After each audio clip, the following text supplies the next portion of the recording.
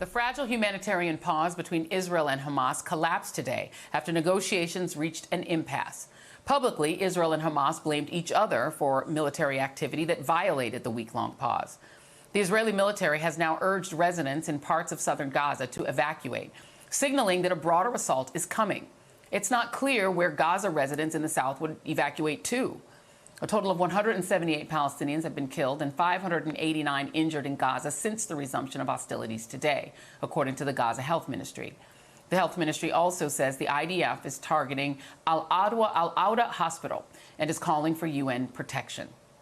The fighting resumed after a bombshell report that Israel knew of the Hamas attack plan more than a year ago. A blueprint reviewed by the New York Times laid out the attack in detail, but Israeli officials dismissed it as aspirational and ignored specific warnings. Joining me now is journalist and foreign policy expert Roula Jibril. And Roula, this was a stunning piece of journalism. And just for a little bit, this 40-page document, which the Israeli authorities codenamed Jericho Wall, described a methodical assault designed to overwhelm the fortifications around the Gaza Strip, check, take over Israeli cities and storm key military bases, which actually happened as well, including a division headquarters. They hit the military base. They went to civilian areas, took hostages. It's all in this report that was a year old. Your take on how and why it could have been ignored? Well, this goes back to Bibi Netanyahu's governing philosophy. For 30 years, he told Israelis that he's the only one can keep them safe. He's the only one that can prevent the establishment of a Palestinian state, and he's the only one that can control the Americans. He keep reiterating those things until last week, I believe.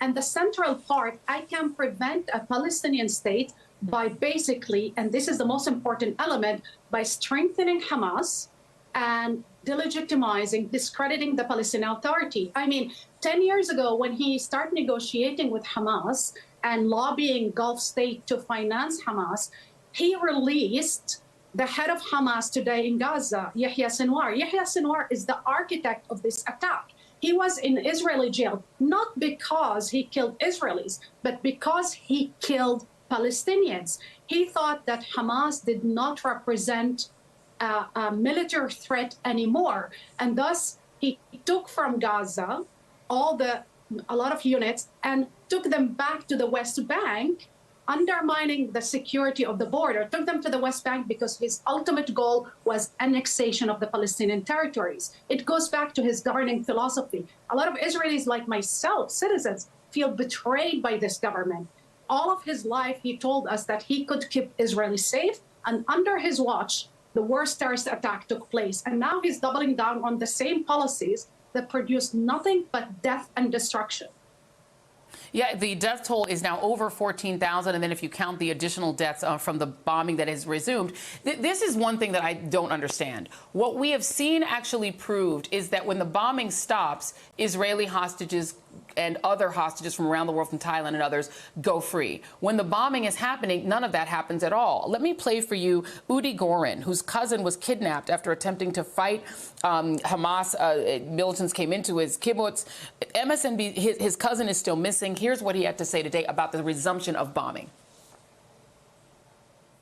We are operating under the assumption that we are running out of time. You've just covered the renewed assault on southern Gaza. This is probably where my cousin is. This is where his phone was traced to. We know that the Israeli airstrikes are hurting the hostages, and now it's even more dense. It's impossible. What would be the reason to resume bombing when it doesn't help get hostages out? It's hurting Israel's and the United States' reputation, and it isn't an effective way to do anything other than kill a lot of people, including children. Well, Bibi Netanyahu understands that his political life, his political survival depend on what's happening with the war. Once the music ends, his political life is over. Israelis, I believe, only 4% trust him at this point, only 4%. And what's keeping him alive is the global unconditional support, especially of the West. When President Biden, the bear hug, continued to deliver weapons without any condition, this actually emboldened these extremists in the government. I believe that Bibi Netanyahu and his far-right government will not stop in Gaza. They've been saying that the West Bank, there's 2 million terrorists and 2 million Nazis who are living in the West Bank.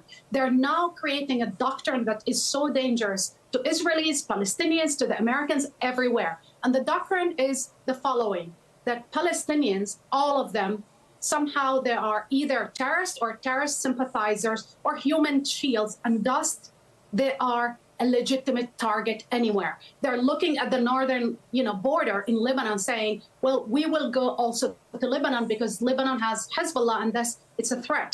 So the West, instead of putting conditions, clear condition to what Israel, to comply with international law or American law, they're giving them a green light to continue dismantling Palestinians in Gaza. Today, according to Israel Hayom, a main newspaper in Israel, their ultimate goal is to thinning out the population in Gaza, meaning we need to push them out of the country and bomb them and create. They've been even pinning op-eds saying we will use further weapons like food and water to create a pandemic so we can kill, create a mass killing and kill them either directly and indirectly. I mean, this is ethnic cleansing. And the fact that President Biden and the administration is aiding and abetting Bibi Netanyahu, who is Donald Trump of Israel, and then not realizing that this is so dangerous for the United States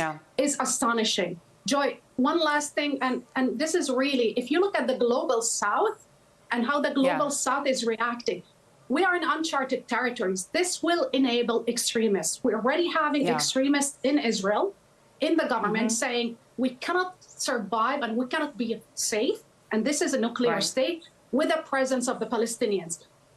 The next person or the next terrorist or tyrant who will use this will be somebody else who will point out to President Biden, backing of Bibi Netanyahu, say, if Israel did it, we're allowed to do it. Roula Jibril, I wish we had more time. Scary stuff, but I think important information. Roula Jibril, thank you very much.